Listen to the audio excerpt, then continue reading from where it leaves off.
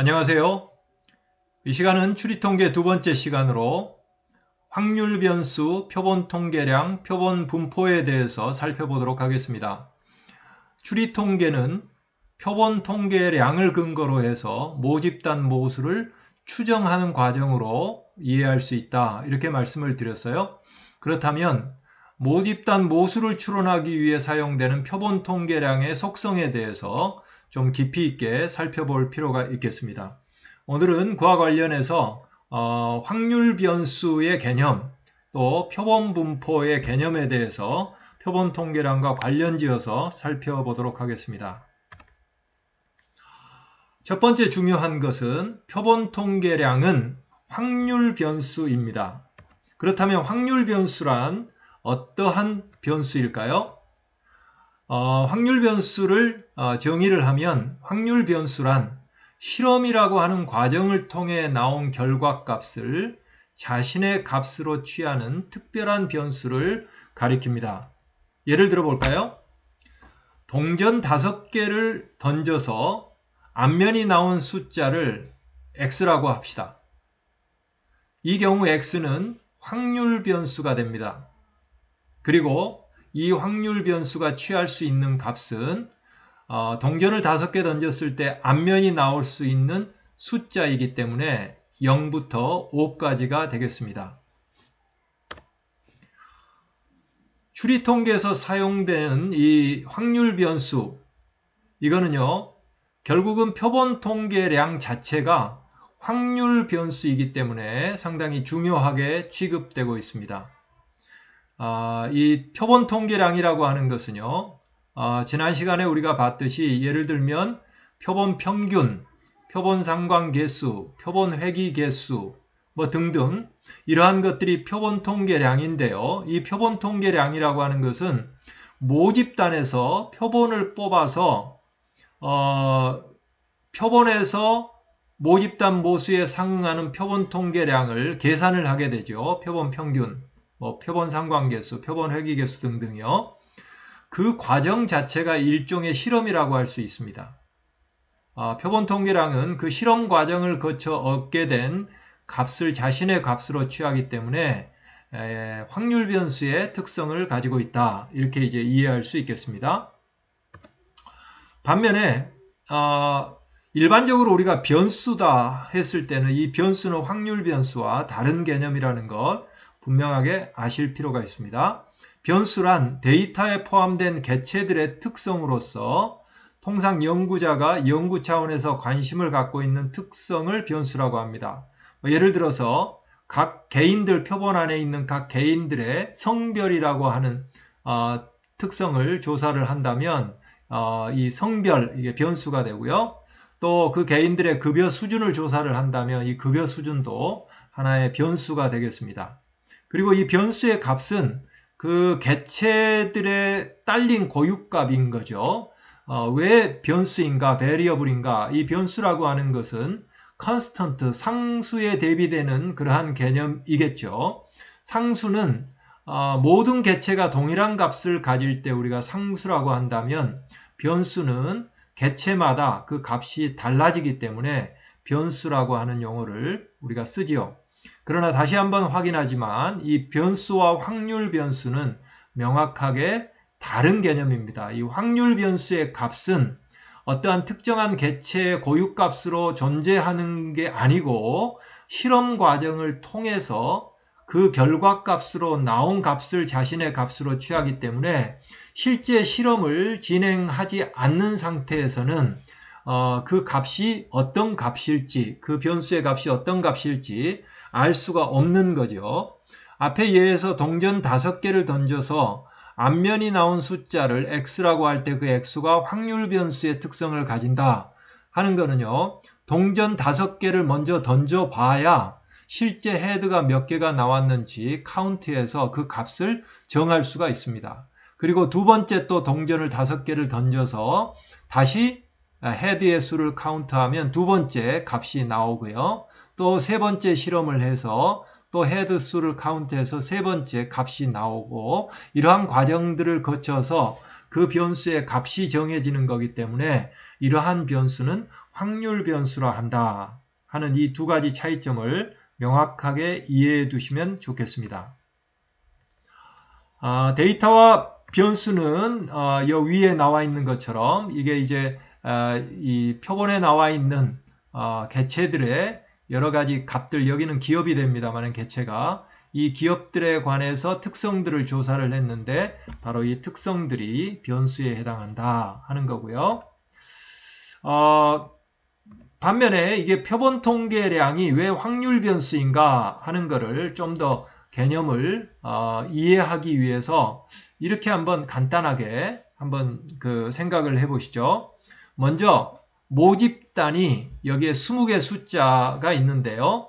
예를 들어서 20명의 몸무게라고 한번 가정을 해보십시다. 모집단이 전체 모집단이 20명이라고 이제 그 아주 간략한 예로 20명이라고 가정을 하고 이 표본 통계량이 왜 확률 변수인가는 개념을 이해하기 위해서 한번 보도록 하죠. 그렇다면 이 20명의 개인들의 그 몸무게의 평균을 알고 싶다. 그렇다면 모집단 모수가 이번에는 20명의 개인들의 몸무게 평균값이 모집단 모수로 설정되어 있는 거죠. 물론 이 경우는 20명 우리가 다 값을 알기 때문에 이거 평균값 구하면 이 모집단 모수값을 금방 구할 수 있습니다만은 그러나 이거를 우리가 이제 그 숫자가 많은 경우로 확장을 하면 모집단을 우리가 다 알 수는 없죠. 그런데 이제 이 모집단이 잠재적으로 모집단에 포함된 개인들의 이 몸무게가 이렇다고 이제 가정을 하면은요, 우리가 이 모집단에서 4명씩 표본을 한번 뽑아보죠. 그러면 표본의 숫자가 4인 표본, 첫 번째 표본을 뽑았습니다. 무작위로 뽑았어요. 무작위로 뽑았더니 이러한 4명이 표본에 포함되어 있습니다. 그렇다면 이거 같은 경우에는 표본의 평균이라고 하는 게 관심사거든요. 그러니까 여기에서는 이런 게 되겠죠. 모집단에서 4명짜리 표본을 뽑은 다음에 그 표본에 속한 개인들의 몸무게의 평균을 X라고 하자. 평균을 어떤 그 변수라고 하자. 이렇게 한다면은요, 여기에서 4명을 뽑아서 4명의 평균값을 내야겠죠. 그러면 이 평균값을 내보니까 72.5라는 값이 나오는 겁니다. 이거는 이제 표본을 뽑은 다음에 그 표본에 속한 개인들의 몸무게를 측정을 하고 그 몸무게 평균값을 계산했을 때에 비로소 변수 값이 확정이 되는 거죠. 바로 여기서 X바는 이 표본의 평균입니다. 그렇다면 개념적으로 또 한 번 뽑아볼 수가 있겠죠? 그러면 이번에는 무작위로 뽑았더니 다음과 같은 4명이 표본에 포함되어 있습니다.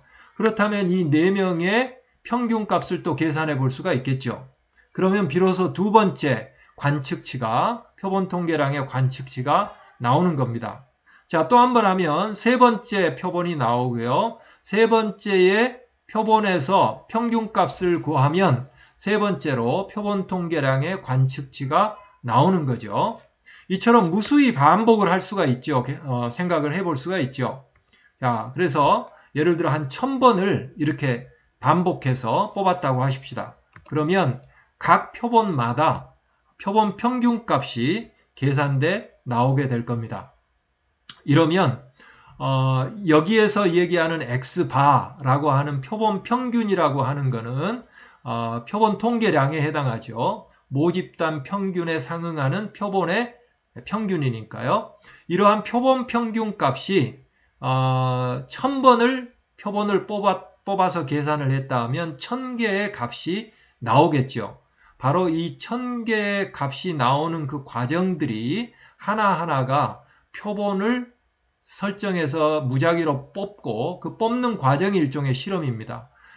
그 실험을 통해서 4명이 확정되면 그들의 평균값을 계산하면 비로소 그 값이 확정돼 나오는 과정이기 때문에 이게 바로 확률 변수로서의 특성이다. 이렇게 이해하시면 되겠습니다. 그러면 변수와 확률 변수의 관측치 구조를 간단하게 다시 한번 복습을 하면은 이렇게 되겠죠. 변수란 각 개체들, 표본에 속한 각 개체들이 가지고 있는 특성 값이지요. 특정한 특성들의 변수, 몸무게면 몸무게, 이 몸무게에 각 개체들의 몸무게 값들이 쭉 나와 있죠. 그러면 표본에 50명이 표본에 들어있다. 그렇다면 변수의 값이 50개가 나오겠죠. 반면에 확률 변수인 이 표본 통계량, 이 경우에는 표본 평균이 될 텐데요. 표본 평균의 관측치는 어떻게 되느냐 했을 때 1차 표본을 뽑아서 평균값을 계산하면 비로소 평균값이 관측치가 1개가 나오는 겁니다. 그리고 이번에 두 번째 표본을 또 뽑아서 표본 평균을 구하면 두 번째 관측값이 나오는 거죠. 그렇다면 매 표본마다 이 표본 통계량의 값은 하나씩 나오는 거죠. 평균값이 하나씩 나오는 거 아니겠습니까? 그러나 이 변수의 경우에는 표본에 몇 명이 속해 있느냐 하는 그 개체 수만큼의 값이 나오는 거겠죠. 그래서 각 표본 안에 속한 개체 수만큼의 변수 관측치 값이 나오는 반면에 표본 통계량, 확률 변수인 표본 통계량의 경우에는 하나의 표본에서 하나의 값이 나온다. 그 차이를 명확하게 이해하시기 바랍니다. 그래서 모집단에서 표본을 추출하여 특정한 표본 통계량의 값을 계산하는 과정, 여기에서 말하는 실험에 해당한다고 그랬고요. 그래서 확률 변수인 표본 통계량의 관측치를 얻는 과정을 그렇게 이해할 수 있다 하는 겁니다. 이 확률 변수는 확률 분포와 항상 연동이 되게 되어 있습니다. 어떠한 특정한 확률 변수가 어떤 값이 나오고자 하면 그 값이 나올 확률이 어느 정도인가 하는 이 확률 분포와 함께 매칭이 되는데요. 그래서 확률 분포란 특정한 확률 변수가 취할 수 있는 모든 가능한 값들과 그 개별 값들이 나오는 확률을 표나 그래프로 표시한 것을 가리킵니다. 확률 변수는 그것이 취할 수 있는 개별 값과 그 값이 나올 확률이 항상 짝을 이루게 된다. 이렇게 이해하시면 되고요. 그리고 이제 이 확률 변수 같은 경우에는 값들이 고유값들이 있어서 그것들의 평균을 내면 우리는 그냥 그 평균값을 바로 계산할 수 있죠. 근데 확률 변수의 경우에는 고유값으로 존재하는 게 아니고요. 실험의 결과로서 값들이 하나하나 나오기 때문에 그것들 나온 값들이 평균이 어느 정도 될까 했을 때 바로 그 평균이라고 하는 것, 확률 변수 값들의 평균을 우리는 기대값이다. 이렇게 이제 표현을 합니다. 그리고 분산은 그 기대값을 주의로 해서 개별 확률 변수의 값들이 어느 정도 흩어져 있는가 할 때 분산이라고 하죠. 이거는 기술 통계에서도 평균주의로 얼마나 흩어져 있는가를 볼 때 분산을 구하고 분산을 제곱근을 구하면 표준 편차가 되는 것과 같습니다. 이 확률 변수 x의 기대값은 일종의 가중평균과 유사한 개념의 통계량으로서 확률 변수 x가 취할 수 있는 값들과 그에 딸린 확률을 과중치로 사용하여 계산한다. 이게 가중평균과 비슷한 개념이다 했는데요. 가중평균이 어떤 건지 한번 예를 들어보죠. 가중평균의 경우에 평균을 구할 때 단순평균은 각각의 값들을 다 더해서 더한 다음에 전체 개수로 나누면 단순평균이 나오지만 가중평균은 각각의 값에다가 그 값에 딸린 가중치를 곱하고요. 그것들을 모두 더한 다음에 가중치의 합으로 나눠주는 게 가중평균입니다. 예를 들어 보겠습니다. 자, 대학교에서 수업을 들었는데요. 졸업할 때쯤 되면 GPA를 구하죠. 각 학기마다도 GPA를 구하죠. 종합학점입니다. 그 학점을 구할 때에 단순평균으로 구하지 않고 가중평균을 써야겠죠. 왜냐하면 학점이 3학점인 과목이 있고 1학점인 과목이 있고 각각 이게 다르기 때문에 거기에 딸린 평균을 구해야겠죠. 왜냐하면 3학점에서 A를 받은 것과 1학점에서 A를 받은 것은 비중이 다를 거 아니겠습니까? 이럴 경우에 우리가 가중평균을 GPA를 구하고자 하면 3학점짜리는 각각 그 학점에다가 3학점을 곱해주고요. 그 다음에 1학점짜리들은 학점에다 1을 곱해주고 그런 다음에 가중치의 전체 합을 통해서 계산을 하면 이 GPA가 나오듯이 가중평균이라고 하는 것은 특정한 자기의 값에다가 가중치를 곱해서 다 더해준다. 그리고 전체 가중치로 가중치 합으로 나눠준다 하는 개념 아니겠습니까? 바로 앞에서 봤던 이러한 확률 변수의 기대값도 결국은 같은 개념이라고 볼 수 있습니다. 다시 말하면 그 확률 변수를 x라고 만약 표시한다면 이 x 특정한 확률 값이 나올 확률 그 값과 그것이 나올 확률을 가중치로 써서 곱한 다음에 전부 더해주면 바로 이게 기대값이 되는데요. 왜 나누기 이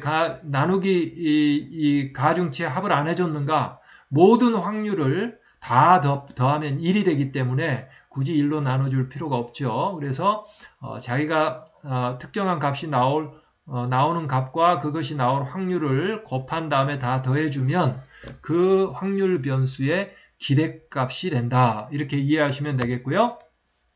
분산 같은 경우에는 그거는 분산을 우리가 구할 때 자신의 값에서 평균을 뺀 다음에 제곱해서 그 다음에 이제 가중평균 같은 경우에 이 경우에는 이 가중치 확률이 있죠. 각 값이 나올 확률이 다 다르기 때문에 그래서 자기 값에서 기대값 평균에 해당하는 기대값을 빼서 제곱해주고 자기가 값이 나올 확률을 곱한 다음에 다 더해주면 바로 이게 확률 변수의 분산이 되겠습니다.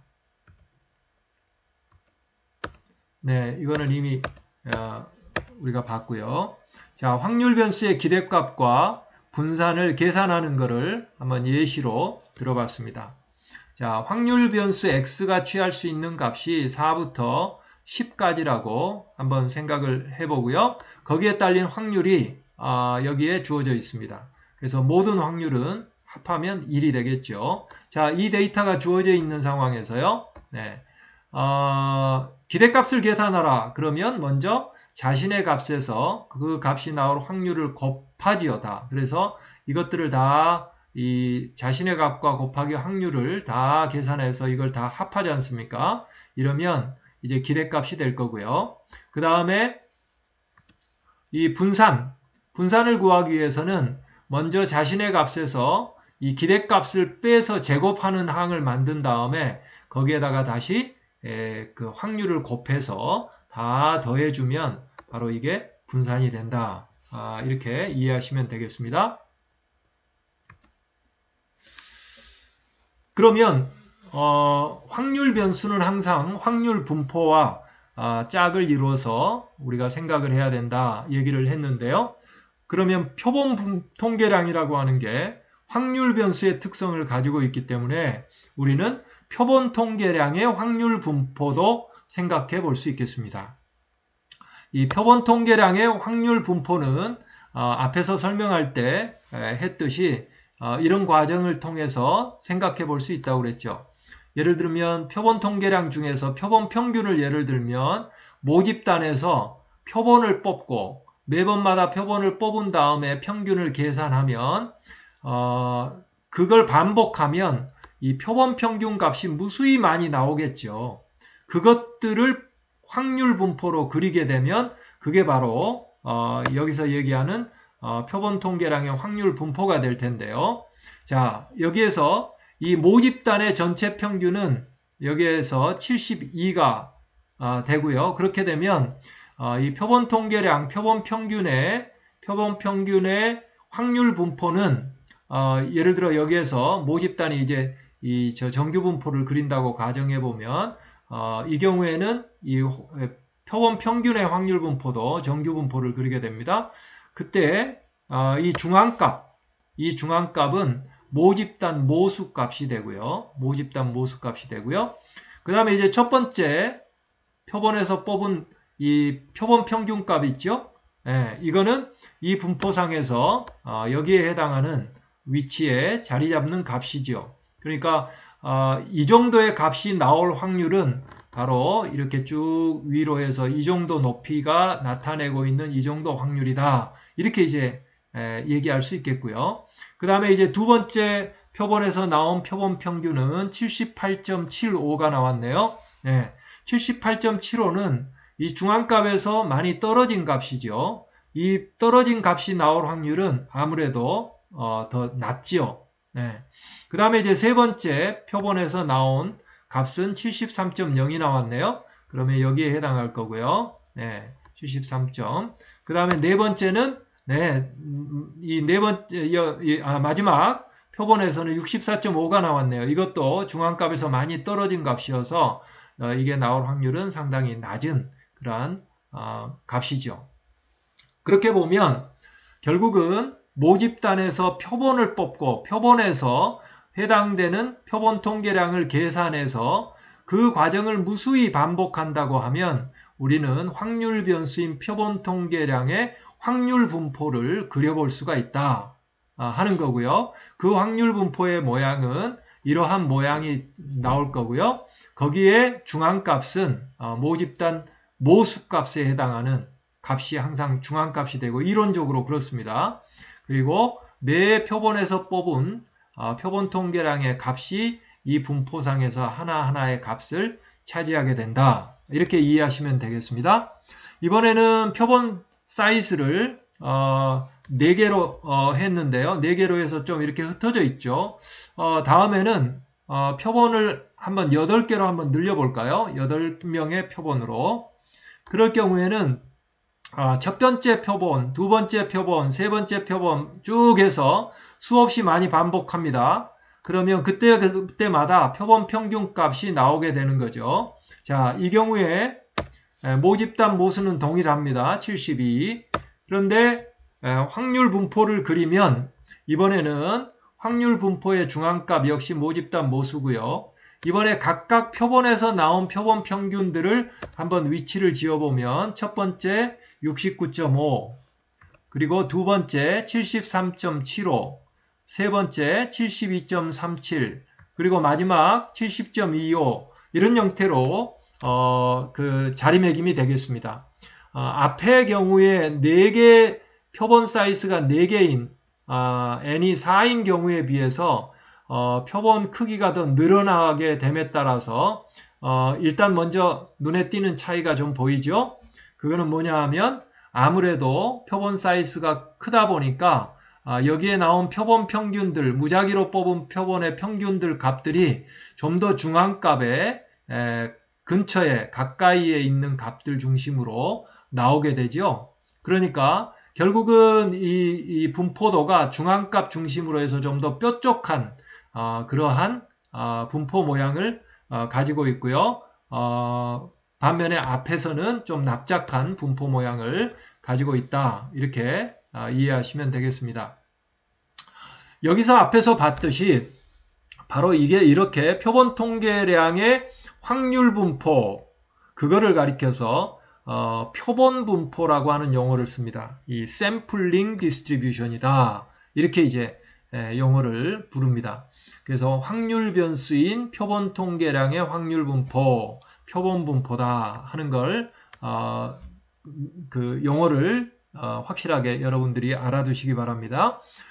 이 sampling distribution, 표본 분포는 여러분들이 교재에 따라서는 표집 분포라고 번역해서 부르기도 하는데요. 본 강의에서는 표본 분포라고 하는 용어를 사용하도록 하겠습니다.